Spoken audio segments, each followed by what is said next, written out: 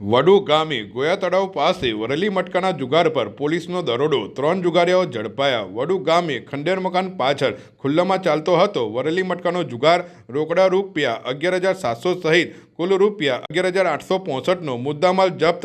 3 આરોપીઓ સામે જુગારધારા કલમ 12A હેઠળ ગુનો નોંધાયો। વડોદરા ગ્રામ્ય એલસીબી પોલીસને મળેલી ચોક્કસ બાતમીના આધારે પાદરા તાલુકાના વડુ ગામે ગોયા તળાવ નજીક ખંડેર મકાન પાછળ ખુલ્લામાં ચાલતા વરેલી મટકાના જુગાર પર દરોડો પાડવામાં આવ્યો હતો।